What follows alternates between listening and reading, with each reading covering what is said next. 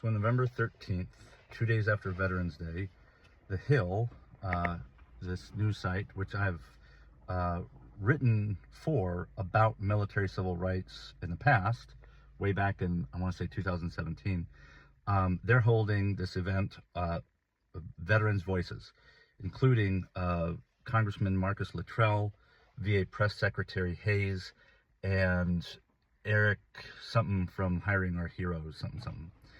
And I pitched an article just a couple of weeks ago talking about the Kamala Harris as an AG, how she ignored military civil rights, and how that's already going on at the federal level. And they didn't pick up that article, so I put it on my own Substack. You can see it here. I also posted about it on TikTok.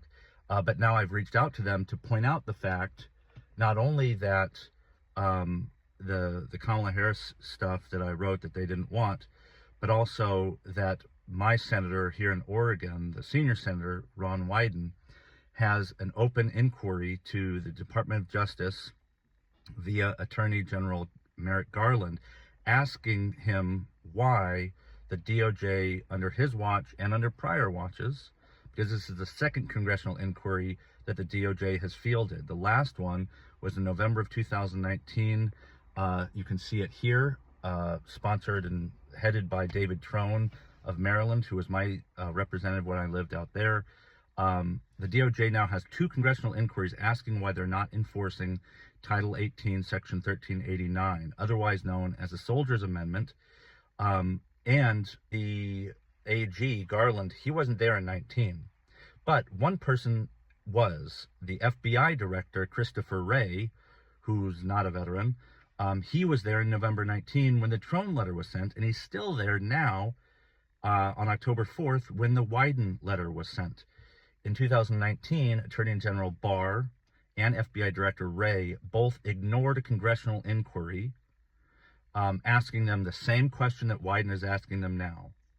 And I want to know why that is. I also want to make sure that The Hill, which is a news organization that focuses on politics in D.C., why they're not reporting on this, even though I've written an opinion piece for them before, and I wrote another one more recently that they didn't want to pick up. But now this is just standard news. If that's not something that interests them, veterans who are tuning in to that Veterans Voices thing on November 13th, should raise their hand during the Q&A and ask, why are federal officials ignoring military civil rights? It won't make them comfortable, because the typical tack is to just ignore stuff, right? They did that in 19. The Hill didn't want to pick up an article now, and I don't know that they're even covering some of the stuff, but at least now they have no plausible deniability.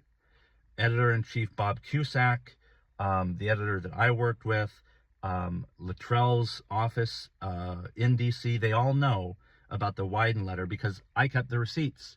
These are, the emails are like, you're either ignoring a veteran or you're ignoring veterans. You can take your pick. Or you can stop ignoring veterans and start talking about military civil rights.